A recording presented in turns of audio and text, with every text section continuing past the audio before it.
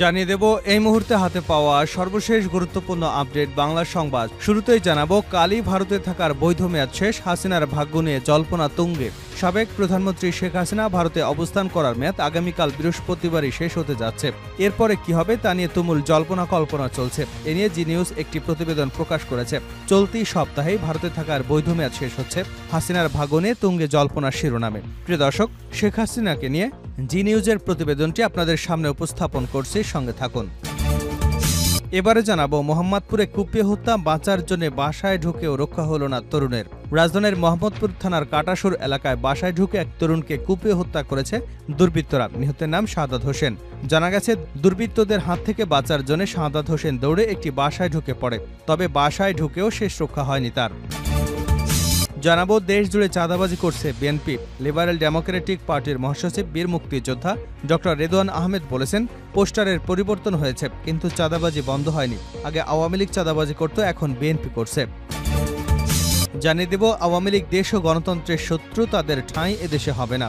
বিএনপির জাতীয় স্থায়ী কমিটির সদস্য হাফিজউদ্দিন আহমেদ বলেছেন, আওয়ামী লীগ হচ্ছে দেশ ও জাতির শত্রু, গণতন্ত্রের শত্রু, তাদের ঠাঁই এদেশে হবে না। খুনি ও গণতন্ত্র হত্যাকারী আওয়ামী লীগের রাজনীতি এদেশে করার কোনো অধিকার নেই। এদিকে বাংলাদেশকে সার দিচ্ছে না সরবরাহকারীরা। ডলার সংকটের কারণে গত জুন থেকে এলসি বন্ধ থাকায় বাংলাদেশকে সার সরবরাহকারী আন্তর্জাতিক পর্যায়ের প্রতিষ্ঠানগুলো ৮ কোটি মার্কিন ডলার বকেয়া পড়েছে। এ কারণে চীন, কানাডা, সৌদি আরব, মরক্কো এই 4 দেশের রপ্তানিকারকরা বাংলাদেশে সার দেওয়া বন্ধ করে দিয়েছে। পাশাপাশি বকেয়া বিলের অর্থ চেয়ে সংশ্লিষ্ট দেশে অবস্থিত বাংলাদেশ দূতাবাসে চাপ প্রয়োগ করছেন তারা। কৃষি অর্থনীতির মূল চালিকা শক্তি, সেই সার যখন দেশের বাইরে থেকে আমদানি করতে হয় এবং বকেয়া না পেয়ে তা সরবরাহ বন্ধের কথা বলা হয়, তখন তা শঙ্কার, কৃষির জন্য আতঙ্কের বিষয়। এবং সর্বশেষ জানাবো আন্তর্জাতিক সংবাদ। মমতা বন্দ্যোপাধ্যায়কে না জানিয়েই পানি ছাড়ল ঝাড়খণ্ড, পশ্চিমবঙ্গে বন্যার আশঙ্কা। ঝাড়খণ্ডের দামোদর ভ্যালি কর্পোরেশন পানি ছাড়ায় পশ্চিমবঙ্গের বন্যা পরিস্থিতি তৈরি হয়েছে বলে অভিযোগ করেছেন পশ্চিমবঙ্গের মুখ্যমন্ত্রী মমতা ব্যানার্জি। সোমবার রাতে চিকিৎসকদের সঙ্গে বৈঠক শেষে সাংবাদিকদের মুখোমুখি হয়ে এমন অভিযোগ করেন তিনি। মুখ্যমন্ত্রী বলেন, মঙ্গলবার অনেক পানি ঢুকবে, এত রাতে ৩৫ জনকে উদ্ধার করব কি করে। সকালে বিপর্যয় মোকাবেলা দপ্তরে দল পাঠানো হবে, চিফ সেক্রেটারি নিজে মনিটরিং করছেন। এতক্ষণ শিরোনাম শুনছিলেন, এবার বিস্তারিত। প্রিয় দর্শক, আপনি যদি এই চ্যানেলে নতুন হয়ে থাকেন, ভিডিওটি দেখতে দেখতে চ্যানেলটি সাবস্ক্রাইব করে আমাদের সঙ্গেই থাকুন। আর এই ভিডিও সম্পর্কে আপনি আপনার মূল্যবান মতামতটি কমেন্ট বক্সে জানিয়ে দিন। আর হ্যাঁ প্রিয় দর্শক, জানিয়ে দিন ভিডিওটি কোথা থেকে দেখছেন। আগামীকালই ভারতে থাকার বৈধ মেয়াদ শেষ, হাসিনার ভাগ্য নিয়ে জল্পনার তুঙ্গে। সাবেক প্রধানমন্ত্রী শেখ হাসিনার ভারতে অবস্থান করার মেয়াদ আগামীকাল বৃহস্পতিবারই শেষ হয়ে যাচ্ছে। এরপর কি হবে তা নিয়ে তুমুল জল্পনা কল্পনা চলছে। এ নিয়ে জি নিউজ একটি প্রতিবেদন প্রকাশ করেছে। চলতি সপ্তাহেই ভারতে থাকার বৈধ মেয়াদ শেষ, হাসিনার ভাগ্য নিয়ে তুঙ্গে জল্পনার শিরোনামে সেটি আপনাদের সামনে উপস্থাপন করছি। শেখ হাসিনাকে দেশে ফেরানো নিয়ে কিছুদিন আগে বাংলাদেশের যে চিৎকার ছিল তা খানিকটা স্থমিত হয়ে এসেছে। এদিকে বৃহস্পতিবারে শেখ হাসিনার ভারতে থাকার মেয়াদ শেষ হচ্ছে, অর্থাৎ কূটনৈতিক পাসপোর্টের দৌলতে তিনি যে ভারতে ৪৫ দিন থাকতে পারেন তার পূর্ণ হচ্ছে ওই দিন। এখন প্রশ্ন, তারপরে কি করবে ভারত? রাজনৈতিক মহলে প্রশ্ন, শুক্রবার থেকে শেখ হাসিনা কোন আইনের বলে ভারতে থাকবেন? মঙ্গলবার ভারতের পররাষ্ট্র মন্ত্রণালয় মুখপাত্র জানিয়েছেন, কূটনৈতিক পাসপোর্টের দৌলতে শেখ হাসিনা ভারতে থাকার মেয়াদ শেষ হলেও তাকে বাংলাদেশের হাতে তুলে দেওয়ার সম্ভাবনা নেই। তাহলে কোন বলে ভারতে থাকবেন শেখ হাসিনা? কোনো মহলের যুক্তি, হয়তো তিব্বতী ধর্মগুরু দলাই লামার মতো সাময়িকভাবে রাজনৈতিক আশ্রয় দেওয়া হতে পারে শেখ হাসিনাকে। উল্লেখ্য, জনবিক্ষোভের জেরে গত ৫ আগস্ট ভারতে চলে যান শেখ হাসিনা। তারপর থেকে তিনি ভারতে অবস্থান করছেন। তার কূটনৈতিক পাসপোর্ট বাতিল করেছে বাংলাদেশ সরকার। ফলে ভারতে থাকার বিষয়টি এখন ভারতের সিদ্ধান্তের উপরে নির্ভর করে যাচ্ছে।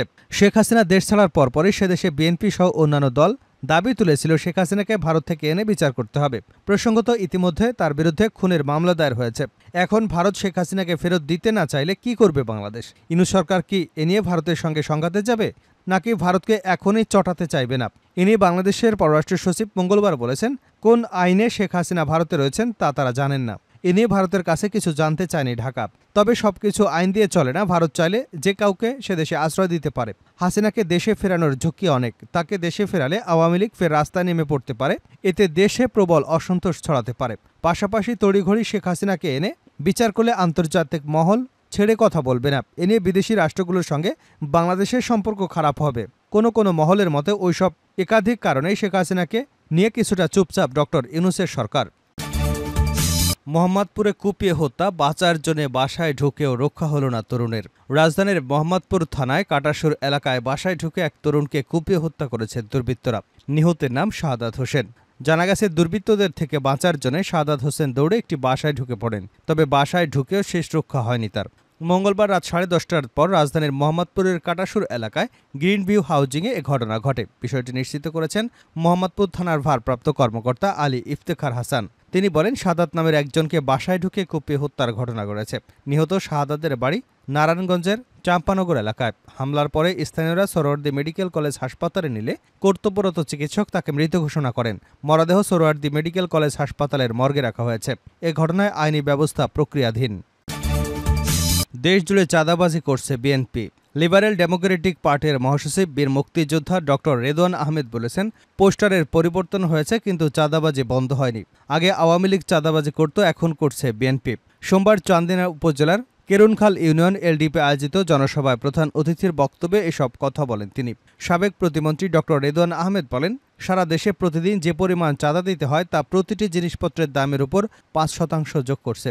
আর সেই বাড়তি টাকা আমাদের জনগণকে দিতে হচ্ছে। রাজধানীর কাউরান বাজার থেকে শুরু করে সদরঘাট সহ সর্বত্রই চলছে বিএনপির চাঁদাবাজি। বিএনপির অনেক নেতাকর্মী রাতারাতি বিলাসবহুল গাড়ি কিনে ফেলেছেন। বিএনপির চাঁদাবাজি এখন পত্রপত্রিকায় আসছে। আর যদি চাঁদাবাজি বন্ধ হয়, জিনিসপত্রের দাম অনেক কমে যাবে। তিনি আরও বলেন, বিএনপির চাঁদাবাজি সম্পর্কে তারেক রহমান, মির্জা ফখরুল ইসলাম আলমগীর সহ অন্তর্বর্তী সরকারের প্রধান উপদেষ্টাকেও অবহিত করেছে। দেশজুড়ে দ্রুত চাঁদাবাজি বন্ধ না করা হলে জনমনের স্বস্তি ফিরে আসবে না। আওয়ামী লীগ দেশ ও গণতন্ত্রের শত্রু, তাদের ঠাঁই এদেশে হবে না। বিএনপির জাতীয় স্থায়ী কমিটির সদস্য মেজর অবসরপ্রাপ্ত হাফিজউদ্দিন আহমেদ বীর বিক্রম বলেছেন, আওয়ামী লীগ হচ্ছে দেশ, জাতি এবং গণতন্ত্রের শত্রু, তাদের ঠাঁই এদেশে হবে না। খুনি ও গণতন্ত্র হত্যাকারী আওয়ামী লীগের রাজনীতি এদেশে করার কোনো অধিকার নেই।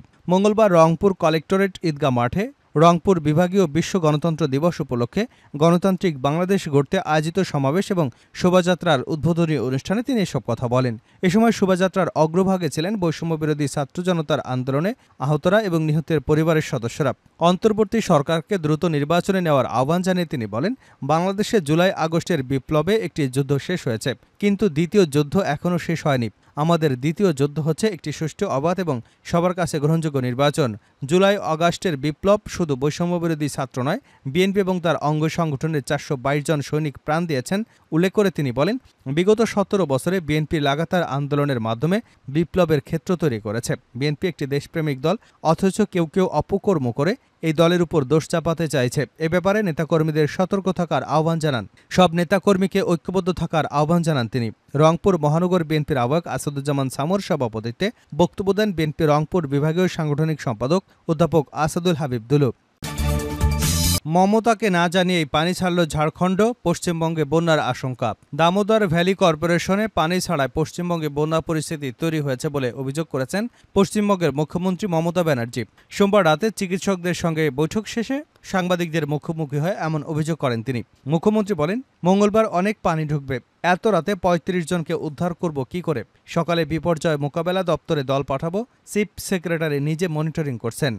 বন্যা পরিস্থিতি নিয়ে মমতা আরও বলেন, খানাকুলে 35 জন আটকে রয়েছে, তা নিয়ে চিন্তা আছে। হঠাৎ পানি ছেড়েছে ডিভিসি। ঝাড়খণ্ডের মুখ্যমন্ত্রী হেমন্ত সোরেনের সঙ্গে 3 বার ফোনে কথা বলেছি, জানি না কি হবে।